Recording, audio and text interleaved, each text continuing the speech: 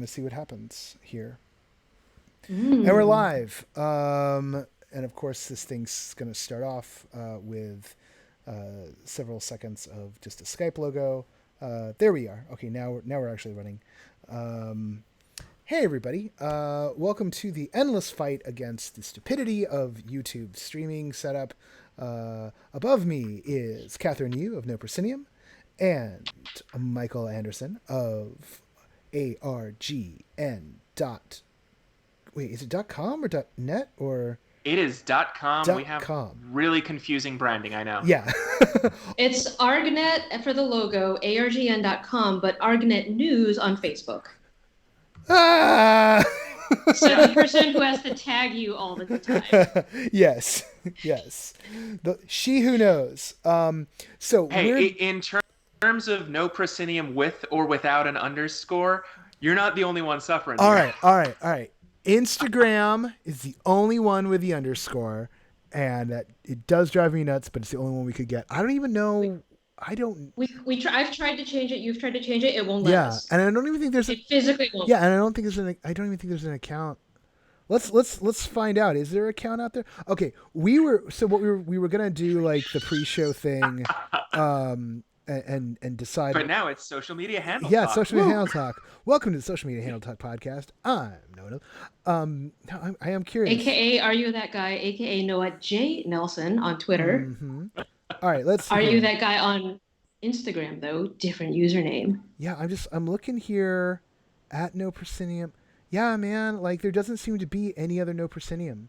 So I don't understand it. I just do not get it. We'll try, maybe we'll try later. So let me see if I'm following. You are telling people on a live Yeah, stream I know, that no proscenium is not clicked. But it wouldn't let us do it. Yeah. It wouldn't let us do it. It's obnoxious. I think someone had it in the past. Heck, I'm not even logged in right now. Kathryn, maybe you try again while this is going on if you're logged in. I'm going to fix that. All right, here's what's going on. We've got some news this week. And then I wrote a little column, and Michael wrote a column, going deeper on some of the topics in there. And what I'm going to do is we'll get to our writing stuff towards the end. But there was a couple of things that Kathryn's actually been popping into the NoPro Slack in the past couple of days, which I think are pretty critical to talk about. The first one is kind of fun and great and neat. And probably short. And then the second one's kind of also a meaty topic. So, Kathryn, can you tell us about what's going on over at Mixtape over in Oklahoma City with that Factory Yeah, definitely.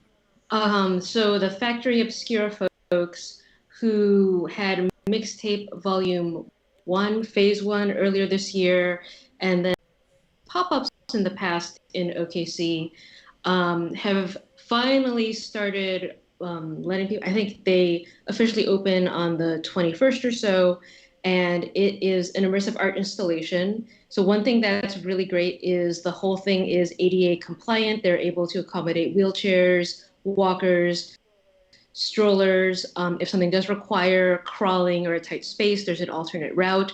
So they're trying to go above and beyond in terms of accessibility. Anyone who has blindness, hearing impairment, they're thinking about audience members who might be autistic or just, any sort of accommodation. They are working organization whose name escapes me. So that's one very cool thing that they're doing. It's their first permanent install. And then another thing that I'm a little fuzzy about this, but there's some sort of communication, collaboration,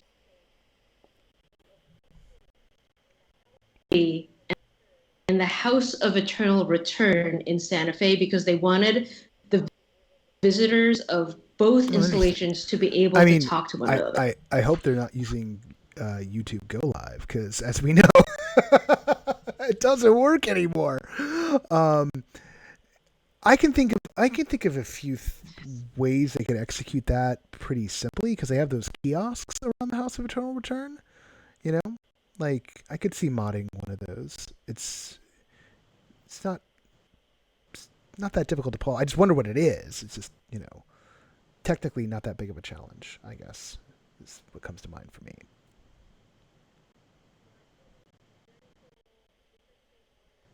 But, very cool, different take on music and the act of constructing a playlist that you think about inspired by sounds. So awesome. I mean, this project has been in the works for a really long time, and so it's great that they're getting soon. They're selling annual passes. They're making it less expensive if you have a family and you want to do a family pass, so you can go year round. I believe it's Wednesday through Sunday. In the first phase, the King's Mouth, the sculpture by Wayne of the Flaming Lips was there. So I'm curious to see what this new, even bigger one is, because the first one was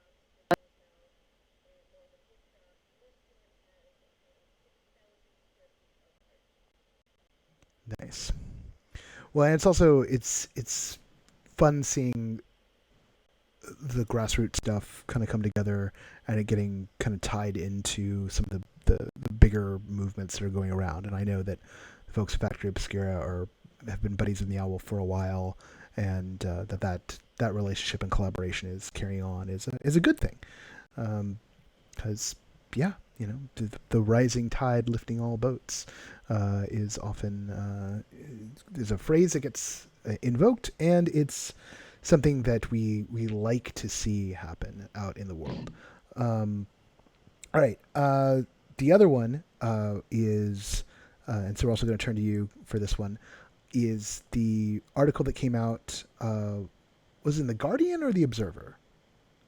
The Guardian. Okay, in The Guardian, about the Immersive Wolf of Wall Street production in London, and sort of just the ways that production is approaching the safety issues for the performers. And then, there's a lot to talk about that. But again, take us away, Kathryn. Yeah, so the Guild of Misrule, they have been running an immersive version of The Great Gatsby for quite some time. I believe it started out as a Vault Festival show and then eventually found a permanent venue, and then it kept extending and extending. I believe that there's one in Belgium now as well, again, the same company. So this is technically their third large-ish scale immersive show. And they've chosen, I mean, let's be honest, it's subject matter that an audience member could get carried away with, right? It's the Wolf of Wall Street, so there's a lot of excess and drugs and sex. And so I'm just going to read this Guardian passage here, which talks about a lot of the kind of safety mechanisms that they are implementing for Wolf of Wall Street, having had unwanted touch happening in their previous show, Immersive Gatsby, bad things happening. So some of the things that they're implementing for their new show, again, this is their kind of third big immersive show, door security, personal alarm buttons, a code word to flag problematic audience members, CCTV cameras, and a safeguarding consent and inclusion coordinator, with the overall goal being to ensure that cast members are not left exposed or vulnerable. There's going to be about 30 staff on hand to manage the 300 audience members taking part in the show. So again, it's not a small show. It's maybe a little bit smaller than Sleep No More, but when you've got that kind of explosive subject matter, you've got people coming in thinking, oh, it's just going to be like that movie I saw. There's going to be a lot of drugs and a lot of sex and a lot of strippers. Things can possibly get out of hand. So it's interesting that not only have they built upon the foundation of Immersive Gatsby and all of the, things that they didn't anticipate there, but Equity in the UK is actually currently doing a survey asking performers, have you been in immersive work? What's it been like? What are your concerns? Because they're also trying to protect the performers. Yeah, and Equity, I mean, I know that Equity's been in battles in the past with immersive shows at points, and I think there's some of the bigger immersive shows aren't actually under Equity contracts, so they're outside of that. Although, again, that's my understanding of it, but not something I would want someone quoting me on, literally. So do not quote me on that. It's just the working knowledge that I've had. But because I also know that, like, I mean, so much of this work, has things in it that no standard union contract for an actor would cover at all, right? Like, pretty much it's like every single thing you're asking someone to do falls right outside the purview.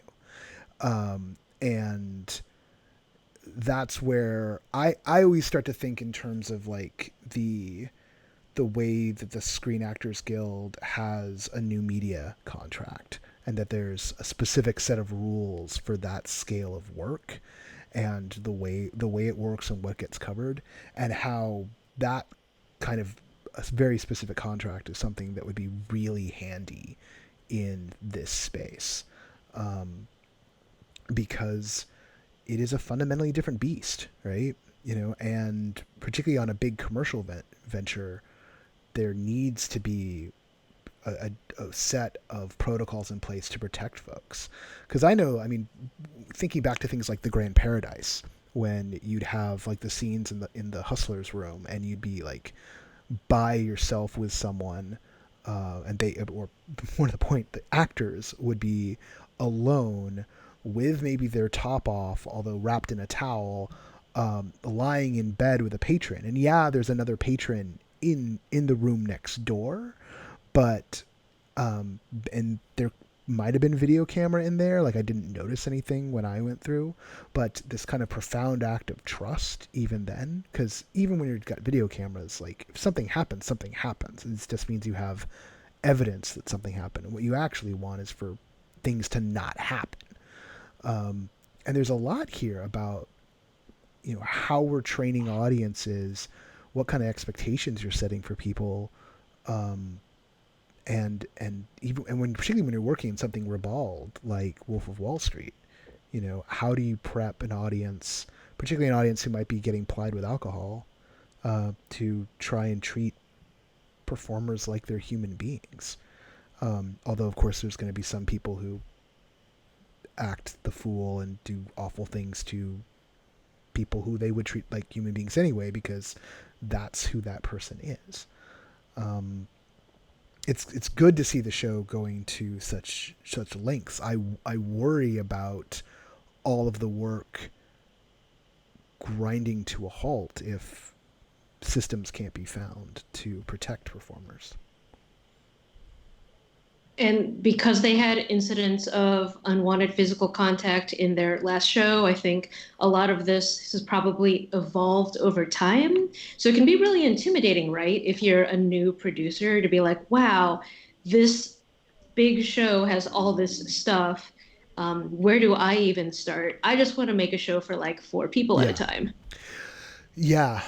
And I mean, this is something I think I was talking to someone this week about the way out here, the way Spencer Williams, who does, he's the producer on Stories by Candlelight and The Guest and the Host Make Music. And that's a one or two people, attendees at a time, one artist piece.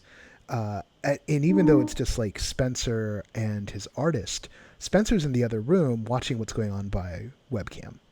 So, and the webcam's obvious. It's like, oh, here's a little video cam, like, you're being watched, right? And there's something to that, right? Letting everyone know, like, hey, you're being watched. You're being watched at all time. Do not do anything that you wouldn't want there to be video evidence in court, right? I mean, that's the simplest way, and a webcam is relatively inexpensive, and I would almost say, like, if you don't have the money to lay down the simplest of plug a webcam into your laptop, so that your guests know that they're being monitored if you're in a sensitive situation, or even in not necessarily a sensitive situation, but definitely so your performers know they're being monitored. If you can't do that much, if you're making a very, very small show, then maybe you shouldn't be making that small, intimate show,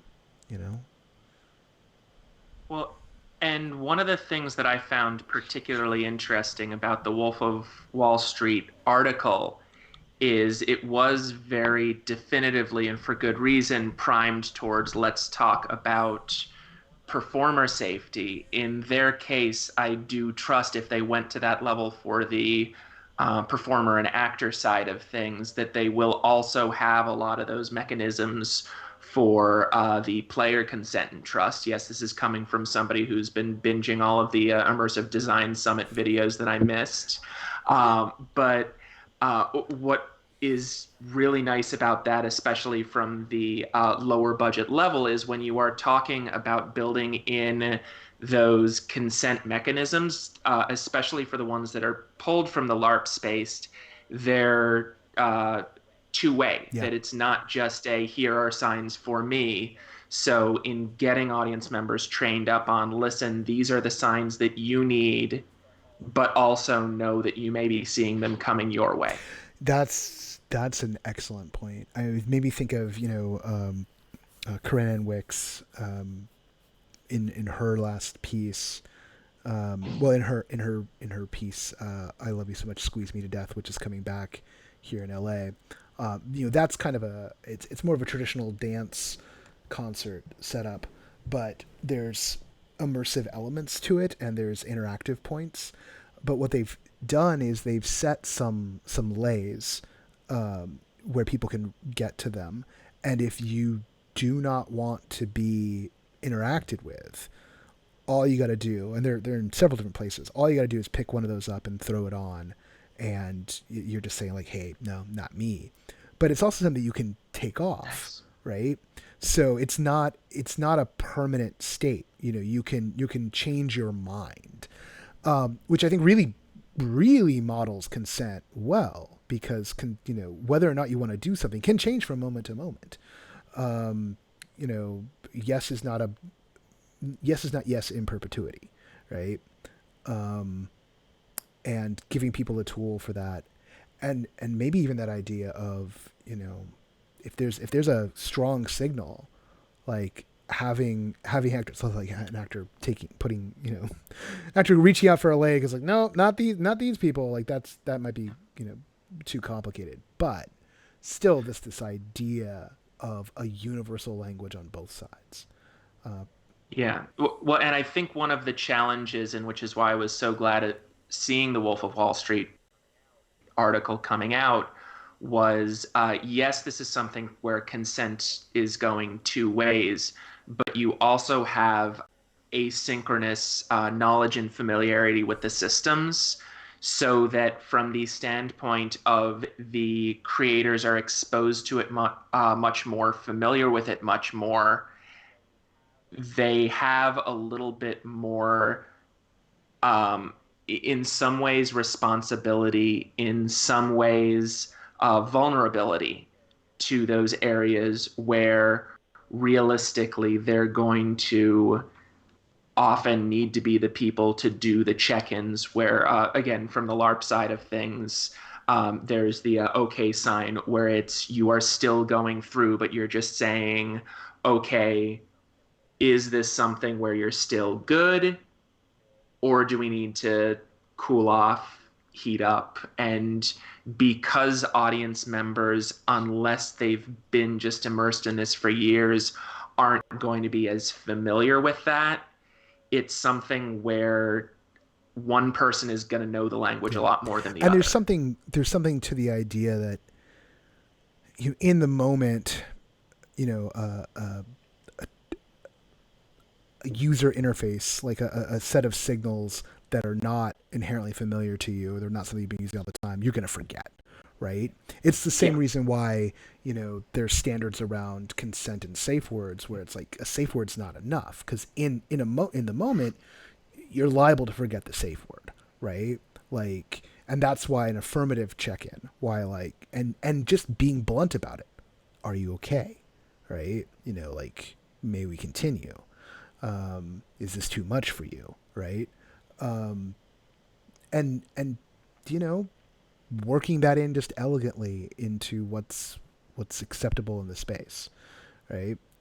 There's definitely nothing wrong with that. just being kind of blunt about it. Um, Yeah, that Blake Weil and I ended up doing the campfire experience, which he wrote about for No Proscenium recently. And with that one of the things in his reviews that he celebrated as just one of the great things that they had for those consent mechanisms is before we stepped into the room, they outlined broad strokes. Listen, these are some of the directions that we may be going. Even before getting into that, does any of that make you uncomfortable? Let's flag it now. And here are the mechanisms for check ins along the way so that what we're talking about before we go into it doesn't change what's going to happen. No, and I just always think of it as like these are the things that remove the bumps in the road, right? Like Yeah. you want your audience to have a good experience. By good meaning not cuddles and happiness, because like for the wrong person that can be a horrible experience, right? Like you want them to get what you're after unimpeded by a fundamental miscommunication about what's going on in the moment or what's happening next, right? And so often when I hear a story of something going wrong, it's almost always because there's been a misfire in communication. Like something didn't get told, a sign got misread, there's ambiguity in elements where ambiguity does not help, which is different from narrative ambiguity, which is different from moral quandary, right? Like it's fine to be playing with this stuff, narratively or thematically, but when it comes to the operation of the machine, like I just think of it from video game terms, like I if I go left on the stick, I want it to go left. If I go right on the stick, I want it to go right. And if you're gonna invert my controller, like you better know that you are deliberately effing with me, and that I'm gonna have a very specific reaction, right? Maybe the controller example is a little wrong because I was instantly starting to think of like, oh, that's like a metal. Yeah, I was gonna say you That's played a Smash setting. Brothers. That's like no. Inverting like for that's up and down setting. I'm thinking more like left right. I was like, oh, that'd be very Metal Gear. I could see Kojima doing that. Instantly Yeah. just No, like with the new Smash Brothers, they absolutely have items that will invert in multiple directions your controller. So yeah. So it's like but it's something where there are mechanisms around it, and specifically with games like Smash, you can turn that setting off. yeah. All right, we digressed in there. Got about half the show left. Let's get into the columns. And Kathryn, this is not Godzilla versus King Kong or anything like that. Also, it isn't that way because we're not. I don't think we're falling into place. What? Wait, which one are you? Rodan or are you Godzilla? I'm clearly on Mothra. So, I guess I should set up my own column, and then Michael, you can kind of do that. It makes the most sense. And I've got some audience questions if we have time. Yeah, I think we'll get into those. So the column this week, what title did I settle on? Those who play notes on building the immersive audience or something like that. I can't remember. I did the title as the last thing. Basically, it came out of this. There's this talk I gave about a year ago about the state of immersive and the future of immersive, and then a few months later, I was asked to talk at the LA Times Festival of Books. That was like back in February or March, April. Let's call it April. I was asked to talk, and I wanted to kind of move things forward. I wasn't interested in just giving the same talk again. And so I started to think, and I've particularly been thinking about how do we broaden the audience? How do we expand the audience?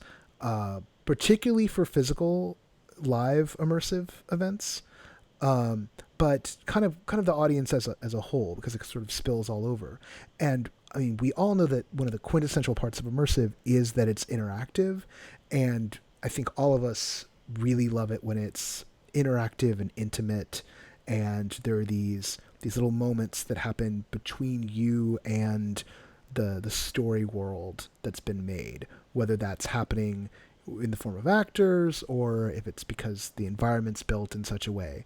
Um, but I started to think about, particularly about video game streaming, right? I started to think about that so many games are discovered these days, both digital and physical games, by folks watching other people play. Um, Even with role-playing games, and even especially with role-playing games, with shows like Critical Role or LA by Night, and how there are these these celebrity figures in the digital game space on the streaming side. So much so that when Ninja left Twitch, Fortnite has fallen out of the top 3 games trending on Twitch because the biggest player is somewhere else now. So these things are tied together in a real way. And thinking about how many people have been led to those games. And so I started to try just to fit my head around what it might look like, and even like what the culture might look like around if we had this sort of relationship between a large body of people to some degree passively watching and people who are actively playing, but also what that sort of did to the whole of the ecosystem. And that's when I remembered my Charlemagne. No, and that's when I remembered. Now the scene is playing in my head. That's when I remembered my medieval history and this idea that there were 3 classes, right? Like there was those who fought, those who prayed, and those who worked. And there's I feel there's a tripart thing happening here as well. There's those who make the material, those who play the material, and then thinking about those who watch, right? And in the gaming space, there's a lot of people who watch. And there's mobility between these classes, a lot more than there was in medieval Europe. I'll tell you that for certain, because there the mobility was go become a priest or die. That was your class mobility then. But here, who's watching, who's playing, who's making really blurs all the time. So it's not as hard and fast as like a medieval structured society, but they are different roles that people take on in the culture as a whole. And something that you get into, Michael, is like the different way people play, right? And I think that's a nice cross point here. But the thing that I'm sort of just starting to pick at is, what does it mean to design for both people who are playing and people who are watching? And that even comes in something like a Sleep No More, when you're pulling aside someone, right? A lot of Sleep No More, you are passive. There are ways to step in and play a little harder. Michael's never been. Just so you know, there's but again, that's actually one of the conversation points specifically with Sleep No More that I think is important, is to a certain extent having a spoiler culture where we can't talk about Sleep No More until you've been inoculated into Sleep No More makes getting into Sleep No More incredibly intimidating, because it's like, okay, I'm going in and knowing absolutely nothing. Yes, I know that makes things slightly better, but as you're talking about easing people who aren't familiar with this in, a little knowledge goes a long way. So that when I I did some, as I was working on the article, I was doing some search on, okay, what is out there about people talking about Sleep No More? And a lot of it is articles giving first-timers tips on what, for people in the community, is very much old hat of, okay, doors are actually going to open into the experience proper at 7 o'clock. But if you get in early, that's free time where you get to hang out in the bar and get the ambiance. So that bit of information, there's asynchronous information where a lot of people will buy later tickets with the trade-off of they're actually losing some of the experience. so that they don't spend time in the bar, which doesn't make sense if you have the knowledge, but makes perfect sense if you think this is like a ticketed show. Yeah. So there are pieces of information with Sleep No More where I've been seeing the dribs and drabs of people's suggestions, because I'm intimidated by doing Sleep No More, knowing how much people have talked about the right way and the wrong way to do it. Having a lot of those conversations where people can't see them isn't necessarily a good thing for immersive theater, because those conversations and answers are what's going to help people go from the I've seen people posting the pictures of the masks, and I've heard the one-liner description of, oh, it's Shakespeare, where you get to watch it unfold. And getting more information is, particularly for people who aren't as experienced with the space, chipping away at some of the resistance. Not that everybody has to have that information, but it is helpful for a lot of people. I think it's definitely helpful when it's such a radically different form if what you're familiar with is a static play or going to the movies or even playing a video game, right? Like it's different enough that you're like, huh, what? And there is, for the right kind of person, right? And Sleep No More has been around in one form or another for a better part of a decade now, right? For the right kind of person, hey, there's this weird thing in a warehouse in Chelsea is enough. Like, that's all you need. Like, you had me at warehouse, right? But we're the vanguard, right? We're the ones racing in first. We're the neophiles. We're the explorers. We're the audience most likely to get bored and jaded faster than anyone else. Otherwise, we wouldn't be going to a warehouse in Chelsea, and so at a certain point you start to kind of, I mean, Sleep No More is a funny one to talk about because they've also got it in Shanghai, and there's a whole pipeline, right? Like they've got a system down for moving people, exposing people to that show and getting people into the space.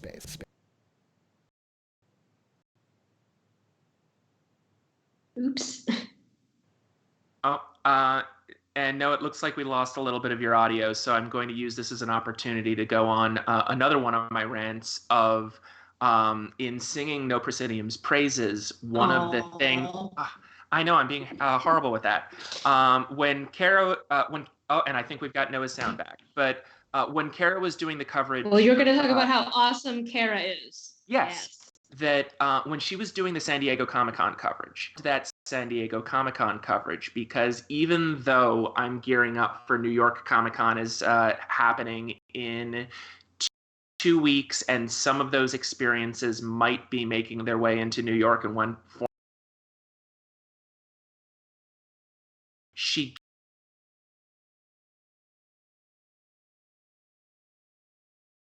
gave enough information